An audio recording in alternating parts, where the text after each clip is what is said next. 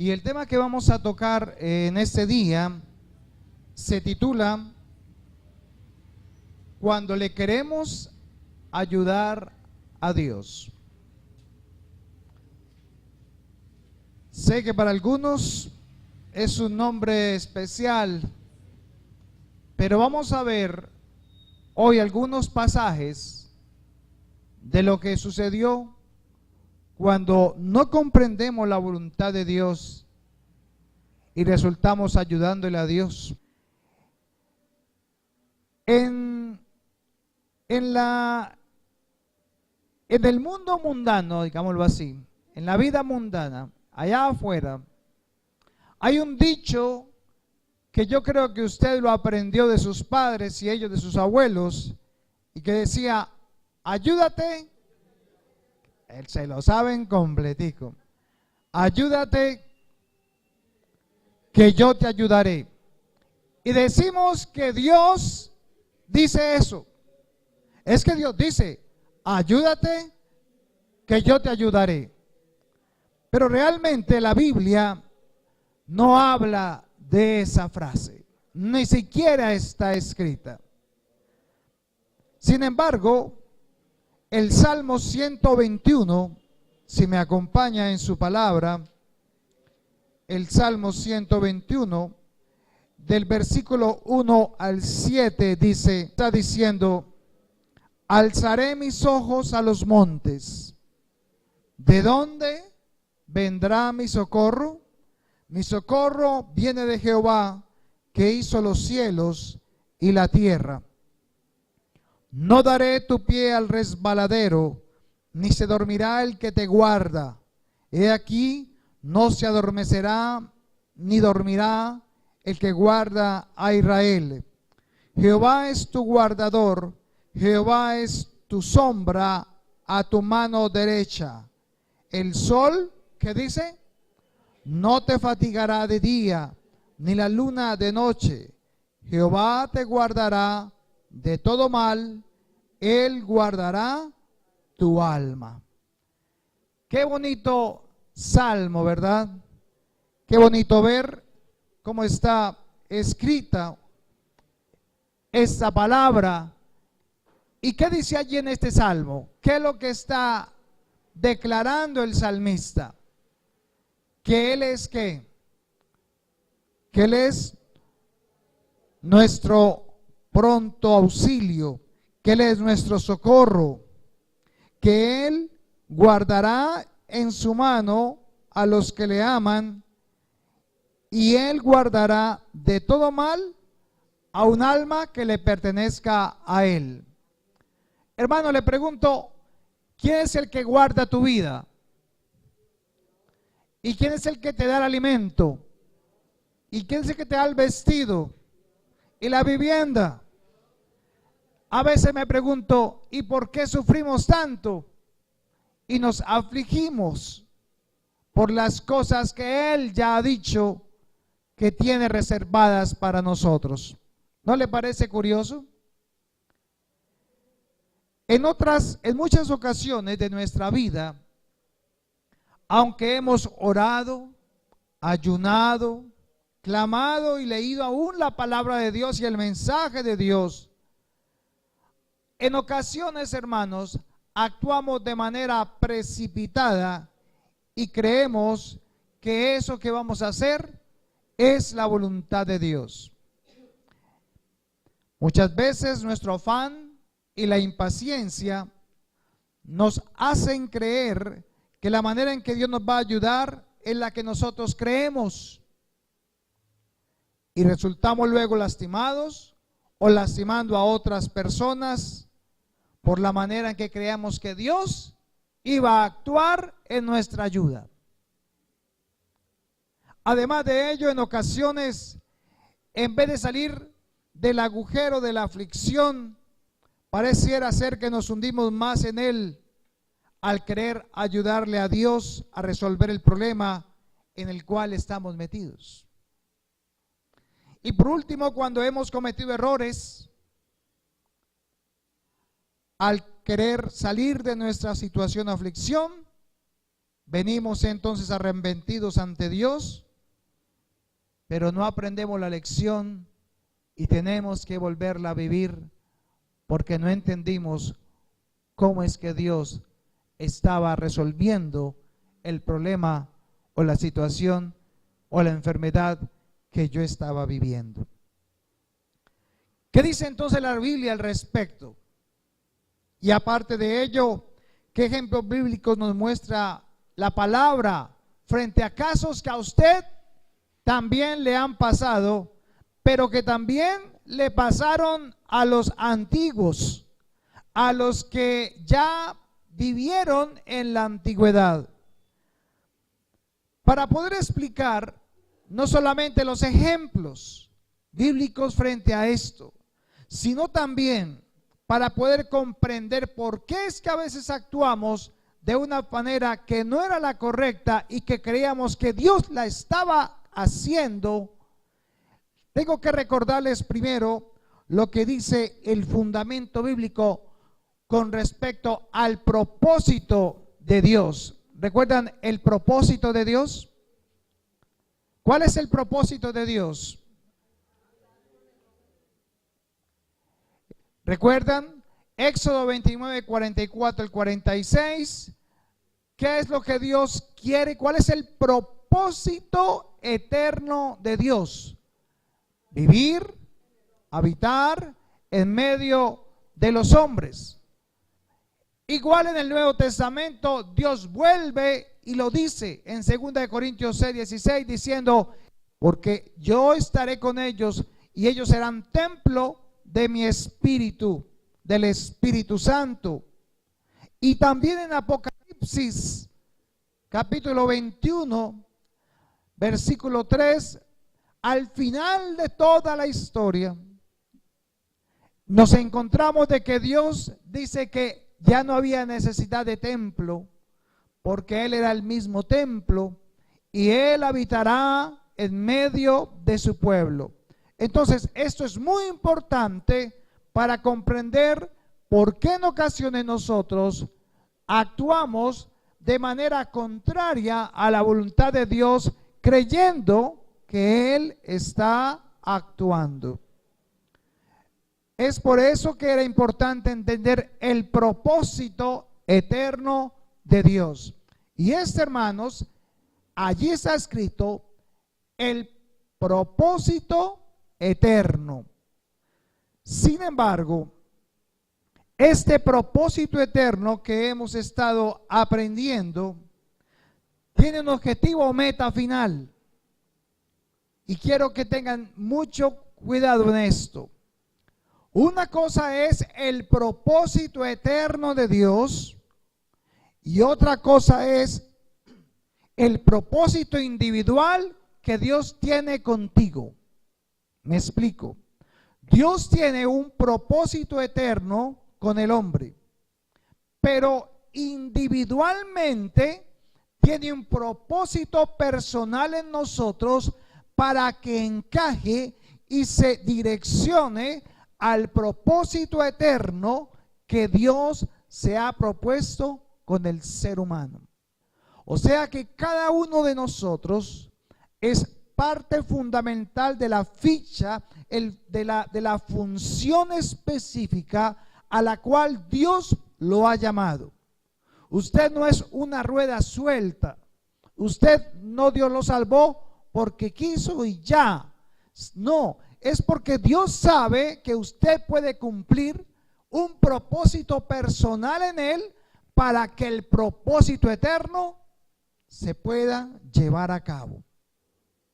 Cuando nosotros no comprendemos o discernimos el propósito eterno de Dios, entonces no podemos entender el propósito personal con mi vida.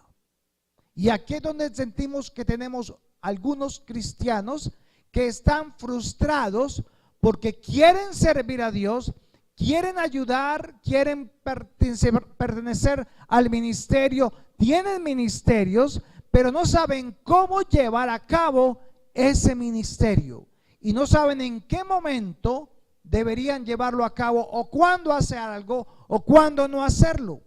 Y eso es fundamental para poder tener usted paz y tranquilidad por el resto de su vida. El Salmo 134, 19 dice: muchas son las aflicciones del justo, pero de todas el Señor, ¿lo qué? ¿De cuántas lo va a librar? Entonces, ¿por qué parece que nosotros nos metiésemos en algunas aflicciones, o a veces creemos que es que Dios nos está probando a toda hora? Y creemos que es Dios quien lo está haciendo.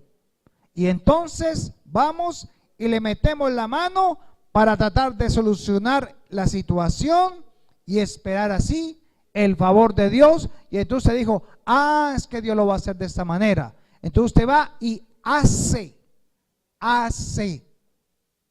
Y ese es uno de nuestros errores. Vamos a ver algunos ejemplos bíblicos para comprender un poco más. Vaya a Salmo 19.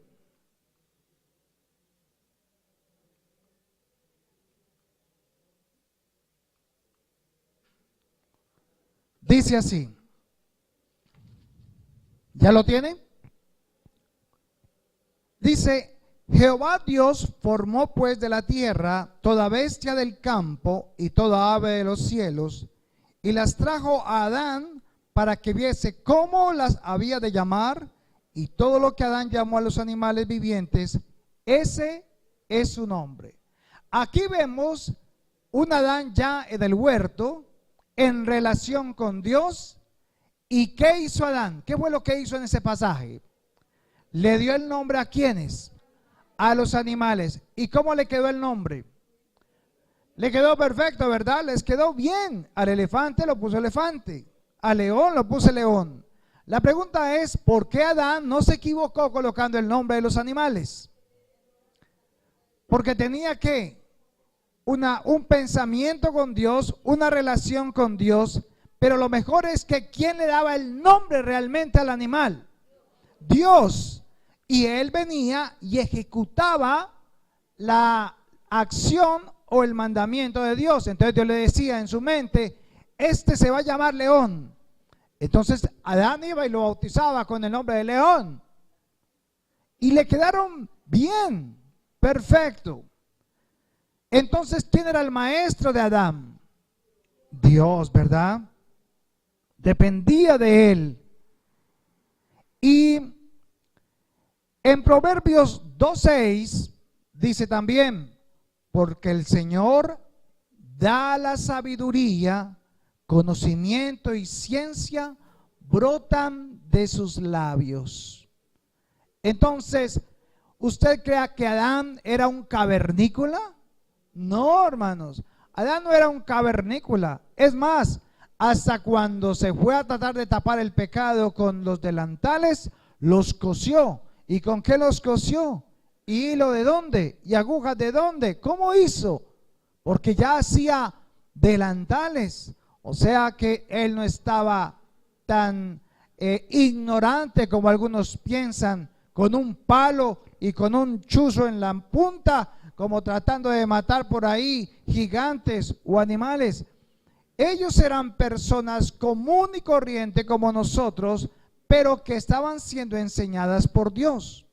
Sin embargo, si usted va a Génesis capítulo 3, versículo 6, cuando ya viene la caída del hombre, en el versículo 6, dice: y vio la mujer que el árbol era bueno para comer y que era agradable a los ojos, y árbol que era como codiciable para alcanzar ¿qué?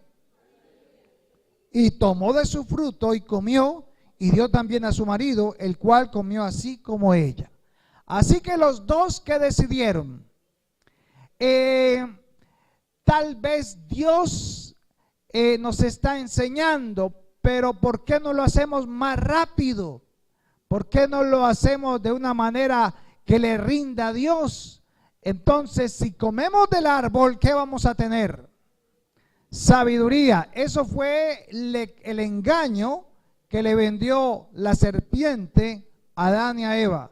Si comen del árbol, van a tener la sabiduría de Dios y serán iguales a Dios. Créame que tal vez la intención de Adán y Eva era buena. ¿Por qué? Porque en ellos no había maldad. Sin embargo, ¿qué había tenido que haber hecho Eva y Adán? Buscar al Señor y decirle: Señor, hay un mensaje por aquí que estamos recibiendo, pero sabes, queremos más bien que tú nos enseñes paso a paso. ¿Usted cree que Dios no le quería enseñar a Adán y a Eva el conocimiento del bien y el mal? Sí lo iba a enseñar, pero a la manera ¿de quién? De Él. Dios nada le iba a esconder a Adán y a Eva, porque Él mismo dice en su palabra: ¿esconderé yo algo a mi siervo? ¿Podré hacer algo sin decirle a mi siervo lo que voy a hacer? Él le iba a enseñar lo que era el conocimiento del bien y del mal. Sin embargo, Adán y Eva, ¿qué hicieron? Lo hicieron a la manera de ellos, y lo que llevaron a cabo fue una manera más rápida y más viable para tener esa sabiduría. Se dejaron guiar por sus sentidos y no por el mandamiento de Dios. Quisieron hacer las cosas más rápido para ganar tiempo y decidieron no dejarse enseñar por Dios, sino que más bien le querían ayudar a Dios. Ese fue el primer gran error que cometieron Adán y Eva, que los incitó a comer del árbol, cuando ya Dios había dicho: no coman de él. Y como Adán y Eva, hay otros que también lo hicieron. Vaya a Génesis capítulo 15. Génesis capítulo 15, versículo 1 al 5. Y vamos a ver la historia de Abraham y de Sara. En el versículo 1 al 5 dice: después de estas cosas vino la palabra de Jehová a Abraham en visión diciendo, mire lo primero que le dice Dios. ¿Cuánto sabe Dios de Abraham? ¿Qué sabe Dios que necesita Abraham? ¿Qué sabe Dios que necesitas tú? ¿Qué sabe Dios qué es lo que te está haciendo falta? ¿O qué es lo que quiere hacer contigo? Y le dice: no temas, Abraham. Yo soy tu escudo y tu galardón será sobremanera grande. Y respondió Abraham: Señor Jehová, ¿qué me darás? Siendo así que ando sin hijo, y el mayordomo de mi casa es ese Damaseno Eliezer. Dijo también Abraham: mira que no me has dado prole, y he aquí que será mi heredero un esclavo nacido en mi casa. ¿Cuál era la preocupación de Abraham? Que no tenía heredero, que no tenía un hijo. Y dice, pero Dios ya le había dicho que le iba a dar, ya se lo había prometido y dijo: haré de ti una nación grande. Versículo 4. Luego vino a él palabra de Jehová diciendo: no te heredará este. O sea, no va a ser con quién. No va a ser con Eliezer. No va a ser con Eliezer, hermano. Dice, ¿cómo le dice? No te heredará este, sino un hijo tuyo será el que te heredará. Y lo llevó afuera y le dijo: mira ahora los cielos y cuenta las estrellas, Abraham, si las puedes contar. Y le dijo: así será tu descendencia. Hermano, yo no sé qué le ha prometido Dios a usted en la palabra, pero si usted ha recibido esa palabra de parte de Dios, tiene que ¿qué? Creerla, atesorarla, guardarla y confiar, ser paciente, esperar, aunque las situaciones y las circunstancias digan lo contrario. Porque si Dios lo dijo, ¿se va a cumplir? ¿Quién lo cumple? ¿Quién lo cumple? Escuche lo que está diciendo. Mire entonces el capítulo 16, ahí en Génesis, capítulo 16, versículo 1 al 3. Sarai era la mujer de Abraham. ¿Sarai sabía lo que Dios le había prometido a Abraham? Pues yo creo que sí, porque era la mujer. Entonces Sarai, mujer de Abraham, no le daba hijos. ¿Cuál era la razón? Estéril, y ya estaba muy, pero muy, demasiado, ¿qué? Ya estaba muy anciana. Y ella tenía una sierva egipcia que se llamaba Agar. Miró con sus ojos. Se dejó guiar por sus sentidos. Y entonces pensó. Dijo entonces Sarai a Abraham: ya ves que Jehová no me ha hecho estéril. Te ruego pues que te llegues a mi sierva, o sea, ten relaciones con mi esclava. Quizá tendré hijos de ella. Y atendió Abraham al ruego de Sarai. O sea, Abraham no se puso bravo con esa quinceañera. Bueno, pues ya si tú me das permiso, y pues de todas maneras está buena la muchacha, pues aprovechemos. O sea que no fue Sara, no solamente se fue Sara, sino también Abraham. Son los dos. Pero los dos se están dejando guiar. ¿Por qué? Ya estamos viejos, no podemos tener hijos. Yo creo que esta va a ser la manera que Dios lo va a hacer, porque es que no hay otra manera en que lo haga. Y ahora mire el versículo 4 al 6. Y él se llegó a Agar, la cual concibió. ¿Qué diría Abraham cuando concibió a Agar? Wow, todavía funciona, increíble. Y cuando vio que había concebido, miraba, escuche esto, miraba con desprecio ¿a quién? A su señora. O sea, Agar ya miraba con desprecio a Sara, porque Agar sí le estaba dando ¿qué? Un hijo. ¿Cómo se sentía Sara? Yo creo que no estaba muy feliz. Ella misma ayudó al problemita que tenían, y pues como Dios dijo, entonces ayudémosle a Dios. Y ahora, ¿qué está recibiendo por ayudarle a Dios? Aflicción. Aflicción. Dice el versículo 6. Y respondió Abraham a Sarai. O ya leímos el 5. El 5. Entonces Sarai dijo a Abraham: mi afrenta sea sobre mí. En otras palabras, ¿cómo dice la otra versión? ¿Cómo? ¿A quién le echó la culpa? Abraham o Sarai. ¿Qué están haciendo? ¿Qué es lo que produce la aflicción? ¿Qué es lo que produce cuando tomamos una mala decisión? ¿Con quién es que nos agarramos? Con la otra persona, con el cónyuge, con el hijo, con el padre, con la madre, y le echamos la culpa al otro. Escuche lo que pasó. Y dice: yo te di mi sierva por mujer, y viéndose encinta me mira con desprecio. Juzgue Jehová entre tú y yo. ¿Qué está haciendo ahora Sara?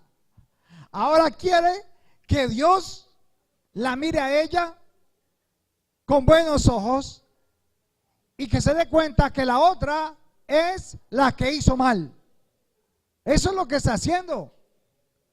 Y parece que a nosotros nos pasa en ocasiones así. No, pero es que si yo no me hubiera casado con usted, pues yo no estuviera sufriendo este problema. Si no me hubiera enredado con usted, pues estuviera viviendo mejor.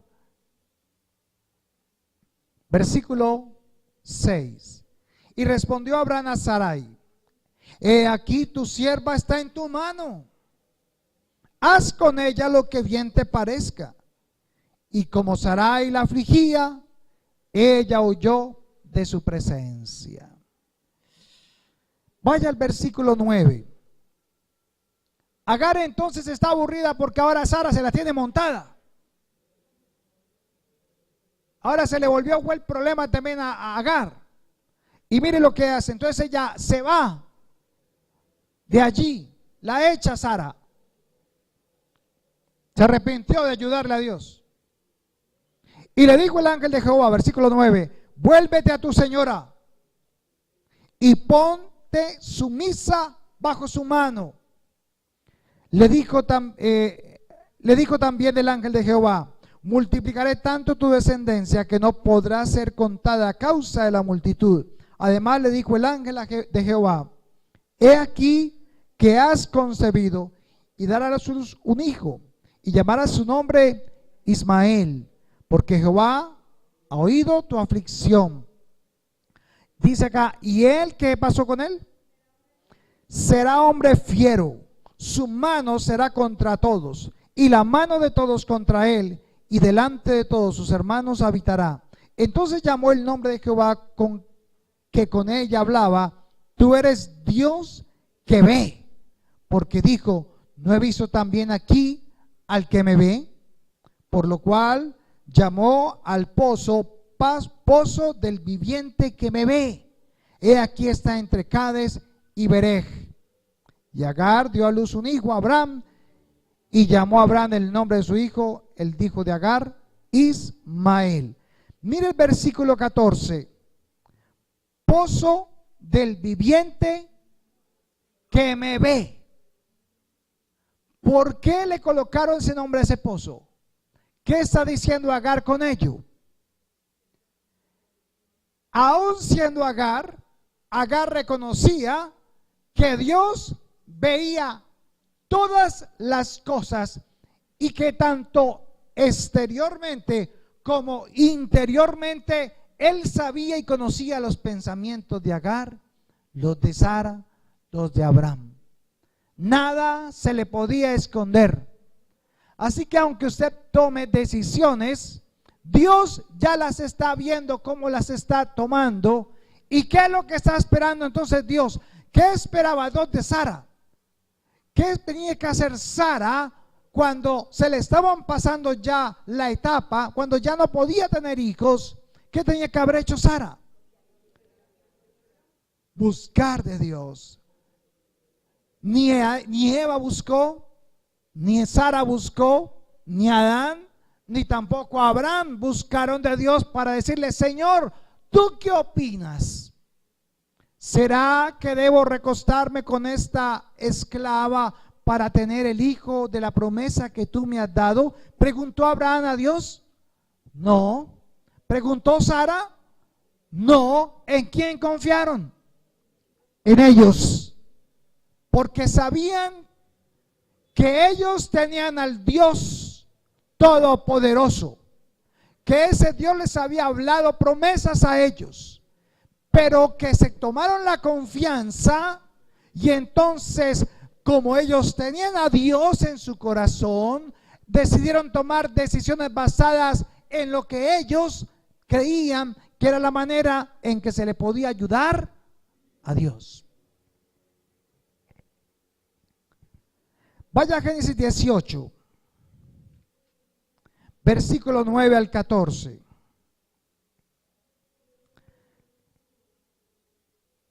Ya Dios hace la promesa a Abraham nuevamente y le dijeron, versículo 9, ¿dónde está Sara tu mujer? Los tres ángeles que se reunieron con Abraham.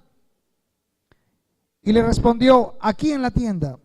Entonces dijo, de cierto volveré a ti, y según el tiempo de la vida, he aquí que Sara tu mujer tendrá un hijo, y Sara escuchaba a la puerta de la tienda que estaba detrás de él.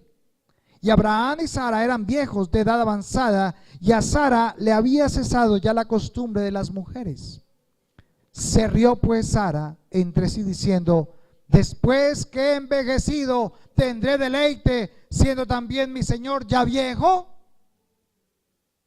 Entonces Jehová dijo a Abraham: porque se ha reído Sara, diciendo, Sara cierto que he de dar a luz siendo ya vieja. ¿Hay para Dios alguna cosa difícil? Le hago la pregunta a usted hoy. ¿Hay para Dios alguna cosa difícil?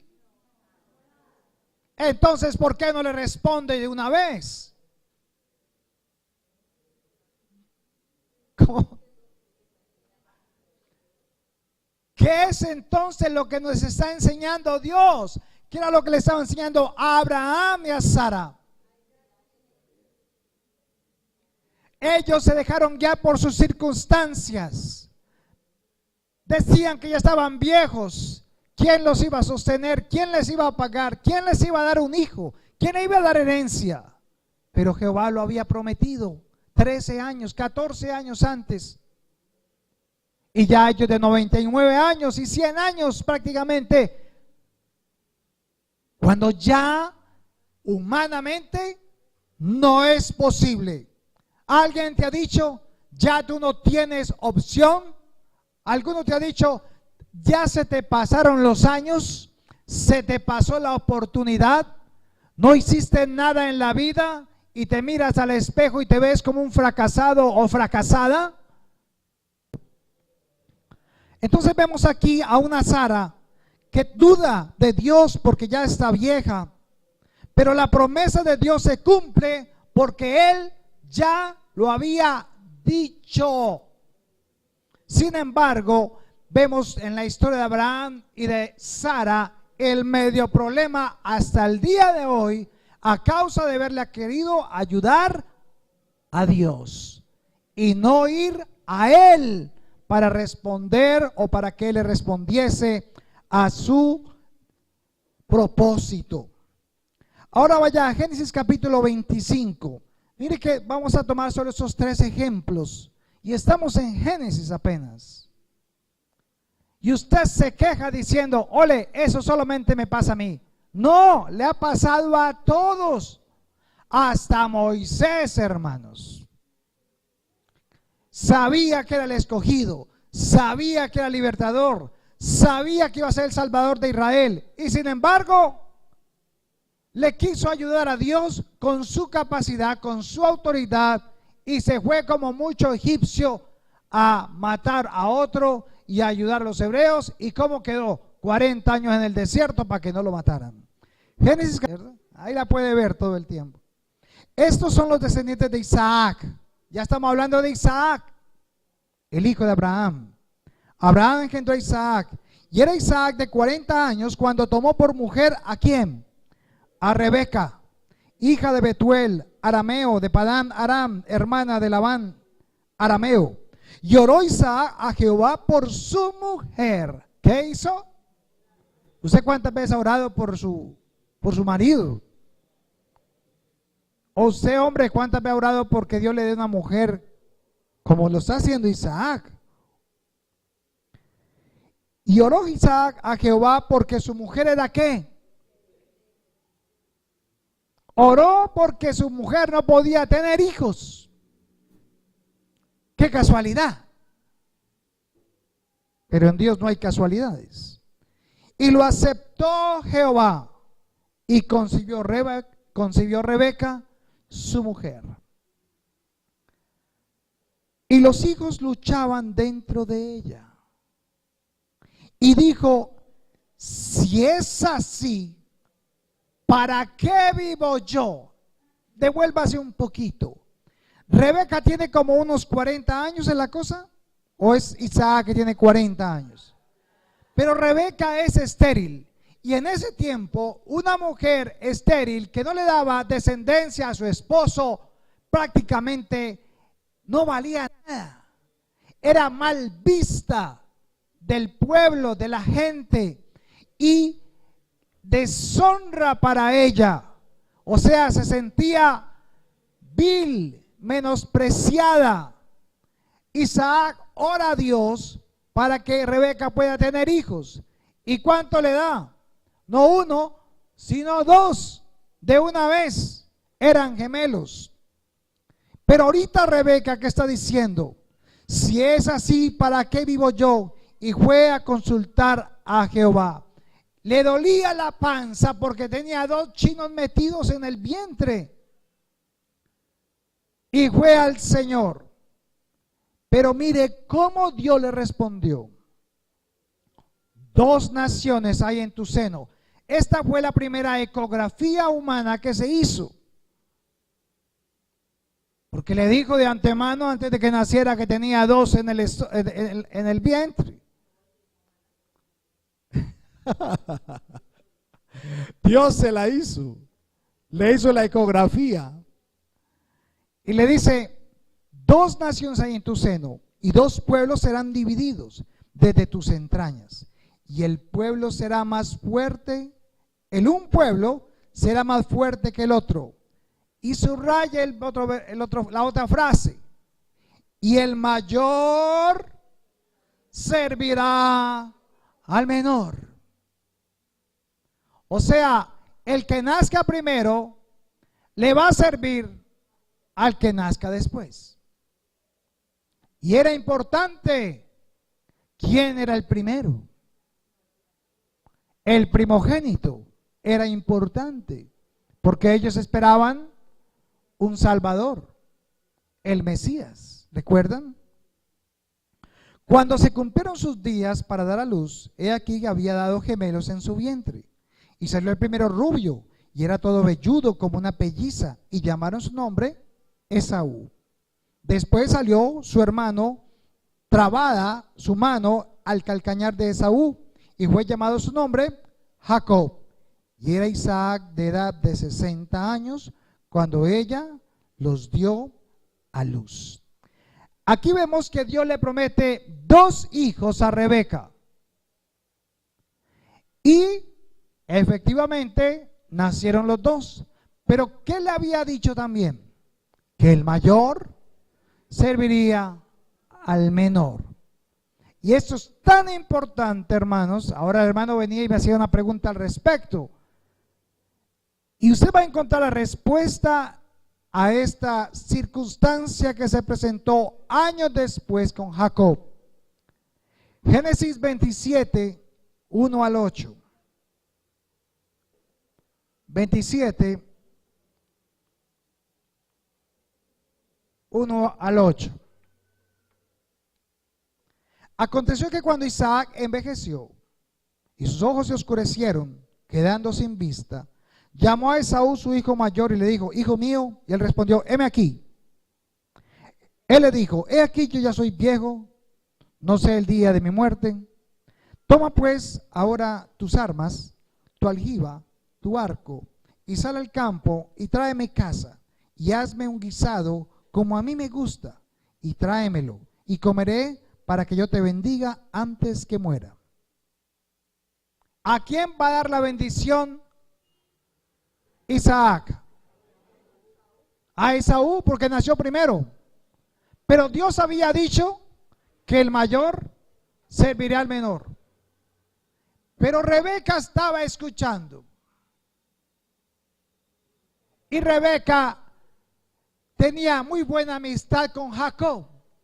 Le caía bien Jacob, porque buscaba de las cosas de Dios y se guardaba para él. Pero Esaú era cazador y no le importaban mucho las cosas de Dios ni nada de eso. Él quería vivir su vida y ser aventurero. Días antes, Jacob vio que su hermano venía y le dijo, tengo mucha hambre, algo de comer. Y entonces Jacob dijo, véndeme tu primogenitura por un plato de lentejas. ¿Y qué dijo él? ¿Recuerdan lo que dijo? Esaú dijo, pues de qué me sirve a mí esa primogenitura si voy a morir de hambre. Listo, no hay problema. Eso quedó así. Ahora mire lo que pasó. Versículo 5. Y Rebeca estaba oyendo, dice, ¿sí ve? Ponen buen oído.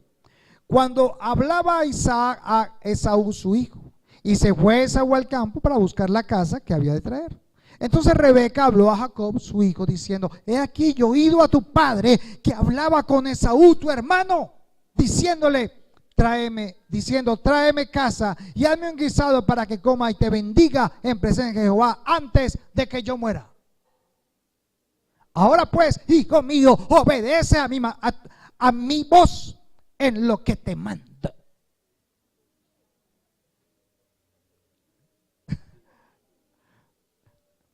Ve ahora al ganado y tráeme de allí 2 buenos cabritos de las cabras y haré de ellos vianda para tu padre como a él le gusta. Y tú las llevarás a tu padre y comerá para que él te bendiga antes que se muera. Y Jacob dijo a Rebeca su madre: he aquí Esaú mi hermano es hombre velloso y yo lampiño. Quizá me palpare mi padre y me tendrá por burlador y traeré sobre mi maldición y no bendición. Y su madre respondió: hijo mío, sea sobre mí tu maldición. Escuche lo que está diciendo. Sea sobre mí tu maldición, solamente obedece a mi voz, ve y tráemelos. Entonces él fue y los tomó y los trajo a su madre, y su madre hizo guisados como a su padre le gustaba. Y tomó Rebeca los vestidos de Esaú, su hijo mayor, los preciosos que ella tenía en casa, y vistió a Jacob su hijo menor, y cubrió sus manos y la parte de su cuello donde no tenía vello con las pieles de cabritos. Entregó los guisados y el pan que había preparado en manos de Jacob su hijo. Entonces este fue a su padre y dijo: padre mío. E Isaac respondió: heme aquí, ¿quién eres, hijo mío? Y Jacob dijo a su padre: yo soy Esaú, tu primogénito. He hecho como me dijiste, levántate ahora y siéntate y come de mi casa para que me bendigas. Entonces Isaac dijo a su hijo: ¿Cómo es que conseguiste tan rápido la comida? O sea, él apenas lo había mandado a cazar y llegó más rápido de lo que él pensaba. Y él respondió: porque Jehová tu Dios hizo que la encontrase delante de mí. ¿A quién está colocando como testigo? Cómplice. A Dios. Isaac dijo a Jacob: acércate ahora y te palparé, hijo mío, por si eres mi hijo Esaú o no. O sea, tenía su duda el pobre viejo porque era ciego. Y se acercó Jacob a su padre Isaac, quien lo palpó y dijo: la voz es la voz de ¿quién?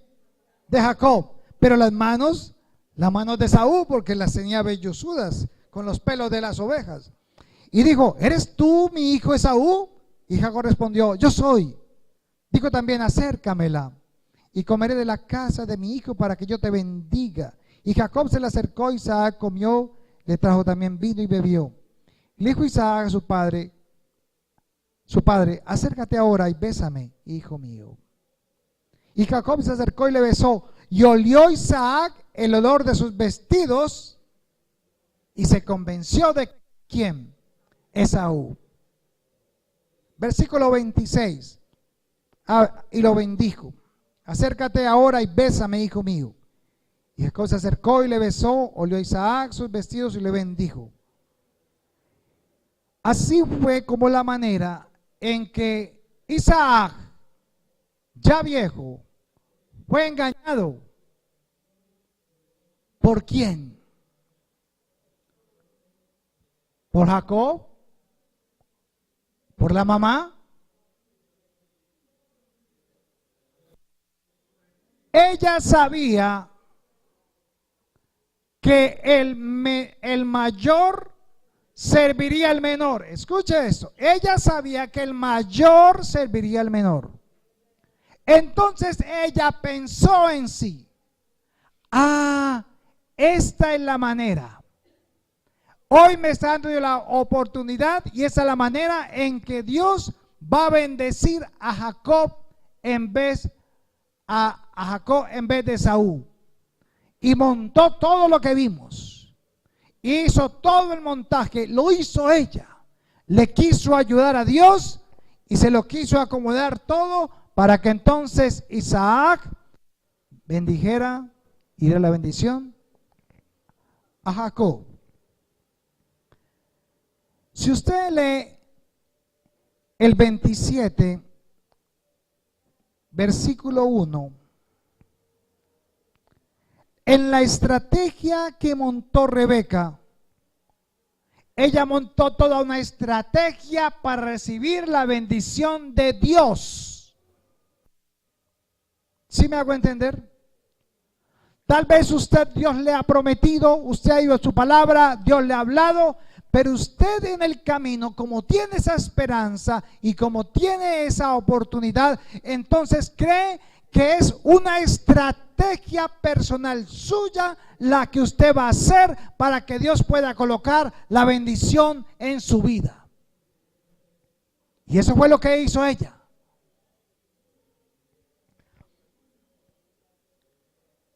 Lea el 43 al 46 del mismo 27.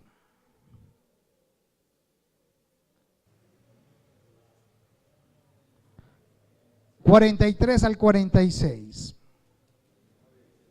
Mire lo que hizo. Mire lo que pasó. Después de todo ese zafarrancho y todo ese problema que se inventó ella. Mire el versículo 43. Ahora se reúnen Isaac con Jacob y se da cuenta de todo lo que había pasado. Le jala las orejas a Rebeca. Esaú se pone a llorar porque perdió la bendición del padre y le dice: deme otra bendición, no tengo más. Era una. Pero mire el 43. Isaac se reúne con Jacob porque Esaú ya quiere matar a Jacob. Mire todo lo que pasó. Cuando Esaú se da cuenta de esto, quiere matar a su hermano por lo que hizo. Isaac le dice: ahora pues, hijo mío, obedece a mi voz, levántate y huye a casa de Labán, mi hermano, en Aram, y mora con él algunos días hasta que el enojo de tu hermano se mitigue. Haz que se aplaque la ira, hasta que se aplaque la ira de tu hermano contra ti, y olvide lo que le has hecho. Yo enviaré entonces y te traeré de allá. ¿Por qué seré privada de vosotros ambos en un día? Y dijo Rebeca a Isaac: fastidio tengo de mi vida. Escuche lo que responde ahora Rebeca después de haber hecho toda esa estrategia. ¿Cómo está viviendo Rebeca? En un infierno. Y está hastiada de su propia vida. Dice: fastidio tengo de mi vida a causa de las hijas de Het. Si Jacob toma mujer de las hijas de Het, como estas de las hijas de esta tierra, ¿para qué quiero la vida? Le voy a resumir. La consecuencia de lo que hizo Rebeca fue que su hijo Esaú dijo: ahora me voy a ir a conseguir cananeas para casarme con ellas, a dormírmelas a todas, y se perdió de totazo el muchacho. Y lo hacía solamente como rebeldía contra sus padres, por lo que hicieron. Mire el versículo 46. 6 ya está, ¿cierto?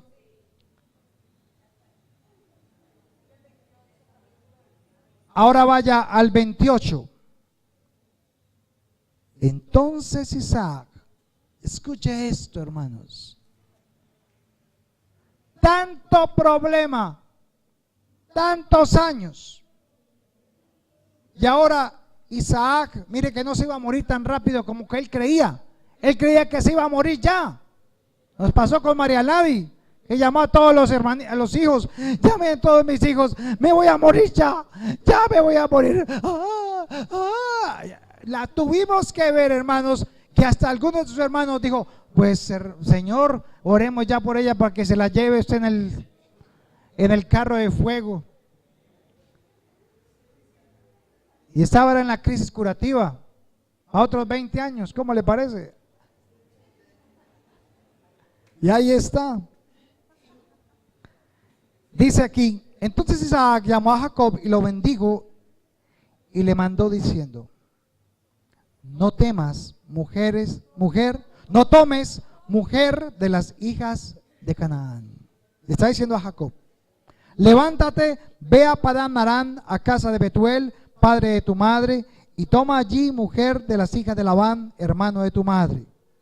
Y el Dios omnipotente te bendiga y te haga fructificar y te multiplique hasta llegar a ser multitud de pueblos, y te dé la bendición de Abraham y a tu descendencia contigo, para que heredes la tierra en que moras, que Dios dio a Abraham. Dios lo iba a hacer de todas maneras. Él no necesita ayuda de nosotros.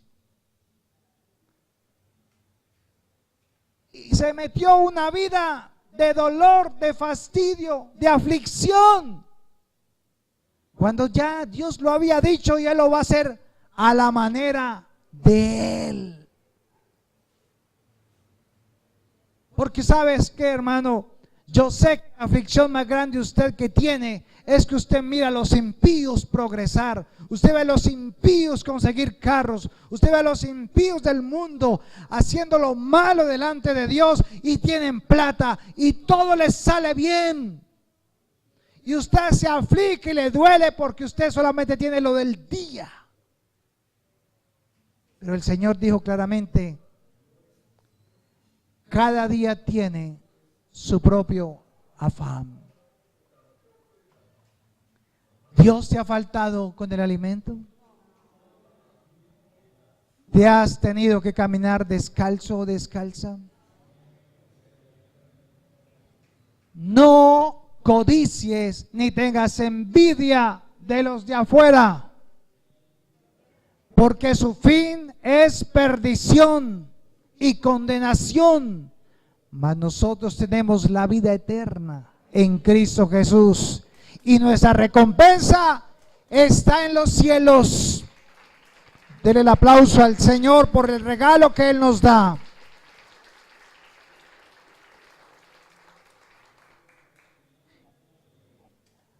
Pero tengo que darles un ejemplo rápido de entonces cómo hacer.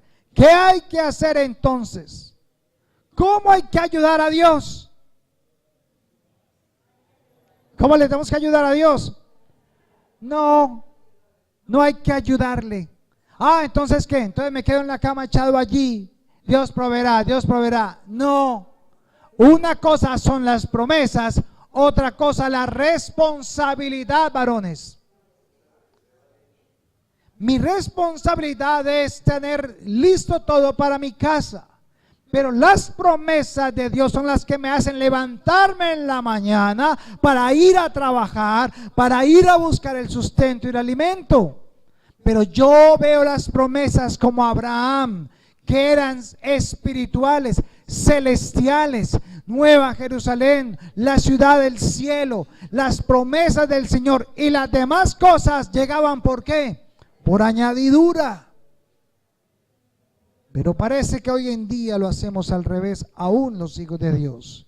Como consecuencia, todos ellos quisieron ayudar a Dios al propósito con sus vidas, pero decidieron no esperar en sus promesas.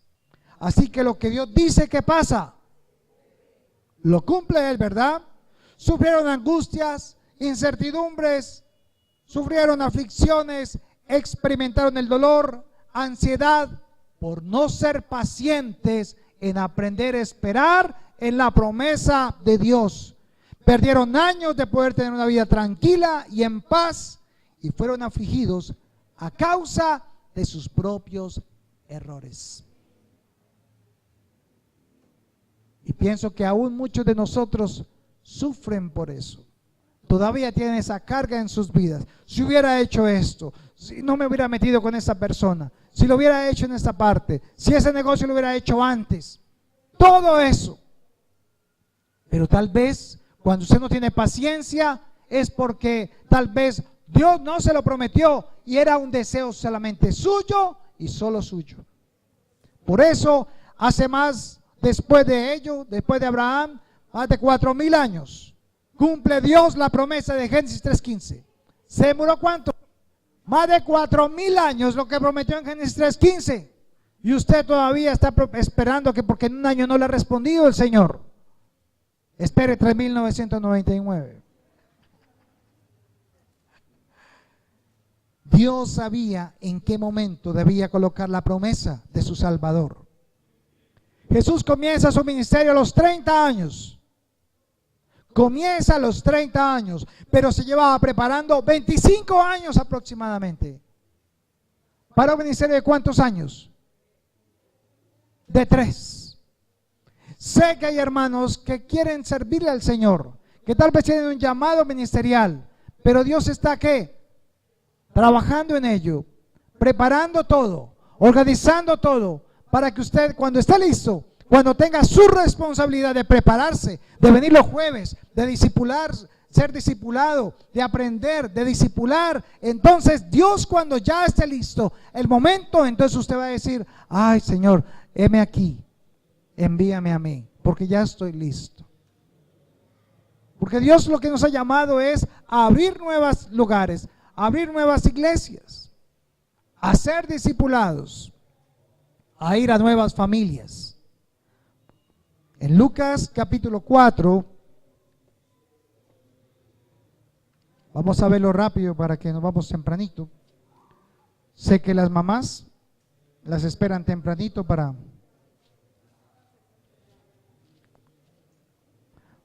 el almuerzo que le van a dar hoy día a las madres. Lucas capítulo 4, versículo 1. Esa es la clave y el ejemplo que tenemos de cómo entonces actuar con Dios, cómo saber y cómo caminar en la promesa de Dios sin ayudarle. Está en Lucas 4:1. ¿Cómo comienza?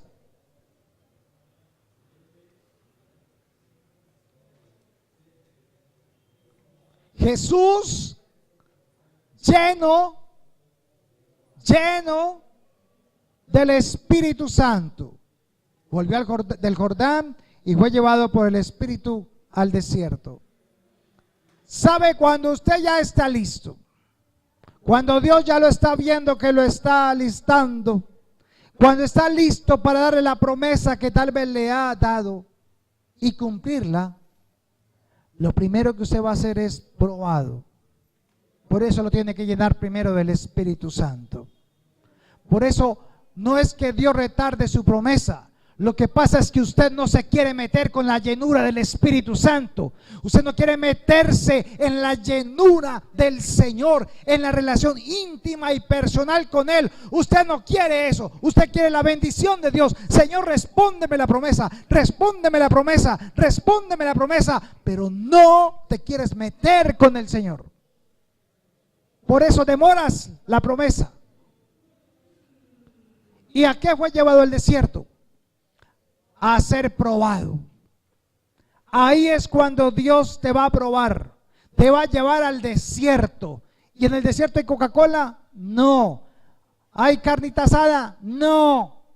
Te va a pasar y te va a afligir y te va a pasar por hambre, te va a pasar para saber qué había en tu corazón, si habías de creer en Él y seguir con Él si le das la promesa. Por eso muchos están en la puerta del desierto y no quieren pasar al tiempo de la prueba. Quieren la bendición en la puerta.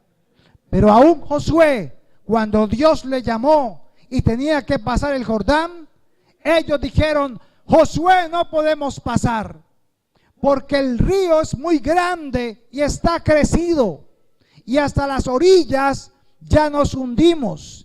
Y Dios le dijo a Josué: haz que los sacerdotes vayan delante con el arca Y Josué mandó a los sacerdotes y agarrados con el arca, cargándola, fueron caminando hacia el río, y se empezaron a hundir sus tobillos y empezaron a hundirse hasta las rodillas. Y ellos ahí con ella, con esa arca, pasando el río Jordán, y ya les llegaba por la cintura y le llegó hasta el pecho, y ellos miraban a Josué, y Josué: sigan, sigan, sigan. Y ellos llegaron y el cuello les empezó a llegar el agua, y cuando llegó el cuello al agua, el río se abrió de lado a lado y todo Israel pasó en seco.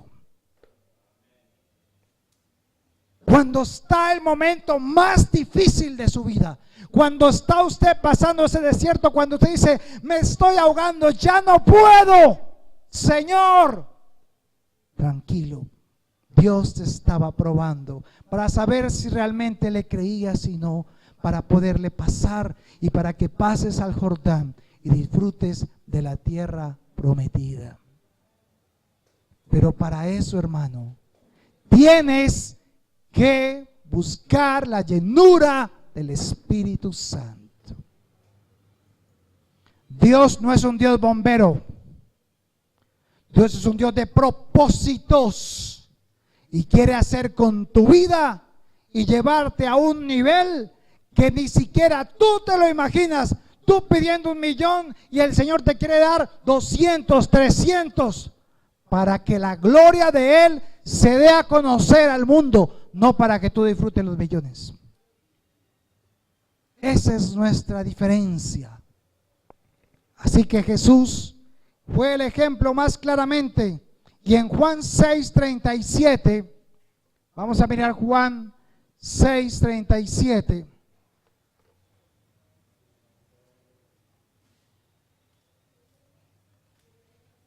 Dice así: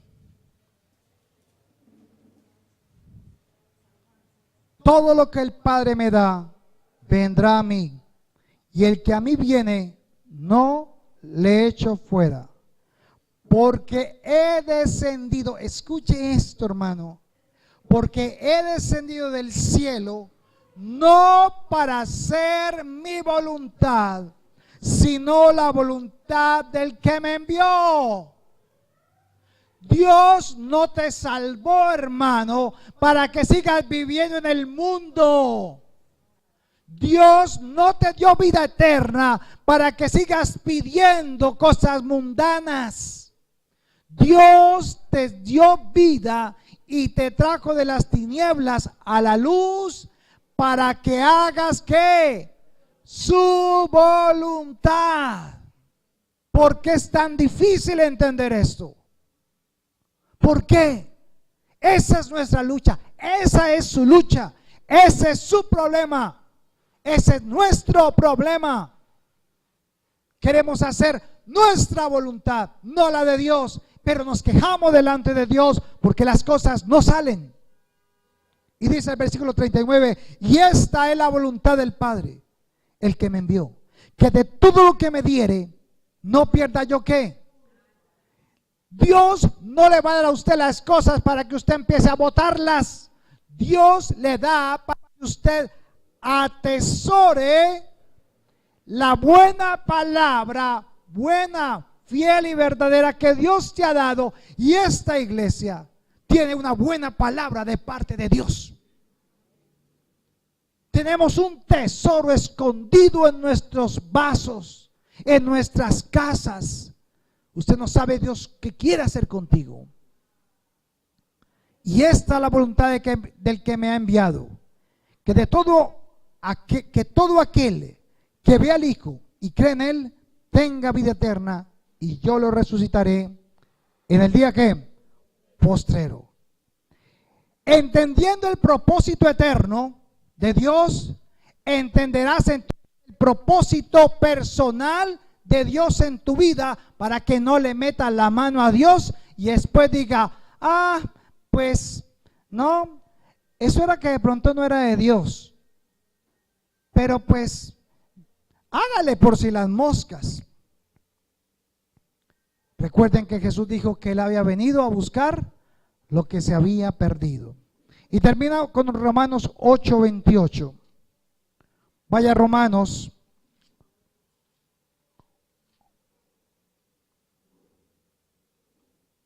Romanos 8:28.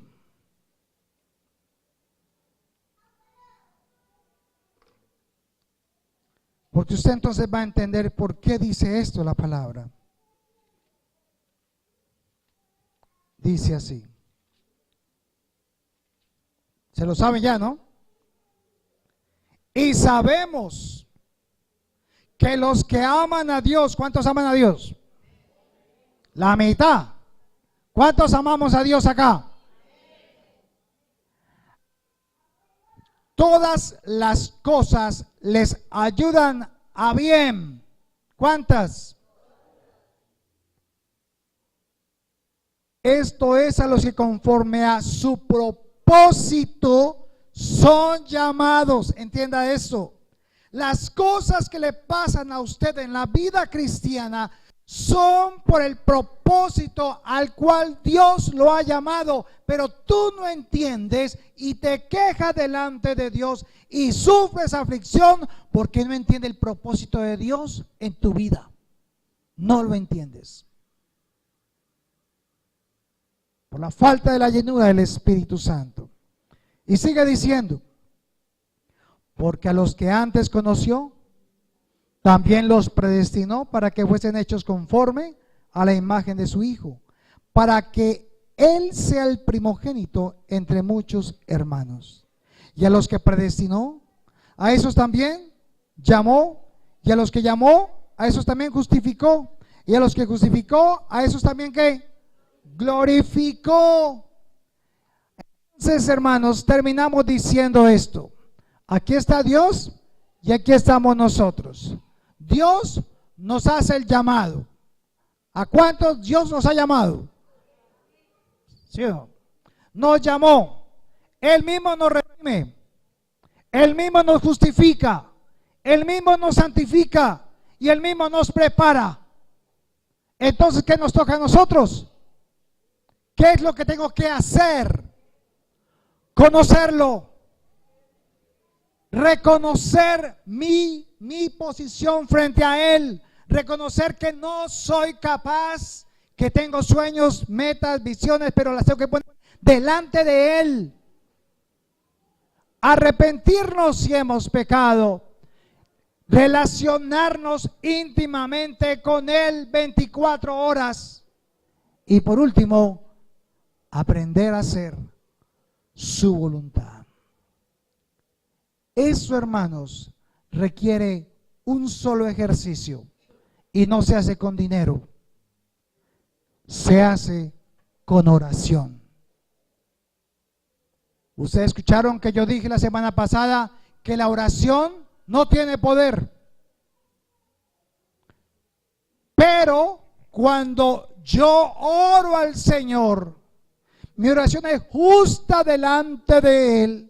Entonces el poder de Dios se manifiesta porque estoy pidiendo conforme al propósito de Él, bajo el propósito personal, para que la gloria de Dios se dé a manifestar al mundo. Esa es la clave. Esa es la razón por la cual el pueblo cristiano no es tan bien bendecido como debería de ser. Y no es por diezmos, no es por ofrendas. Gloria a Dios por ellos, porque por eso Dios también nos bendice.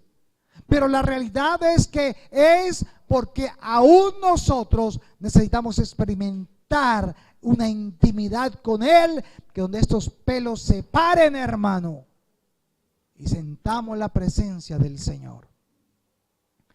Le voy a invitar para que oremos. Incline su cabeza.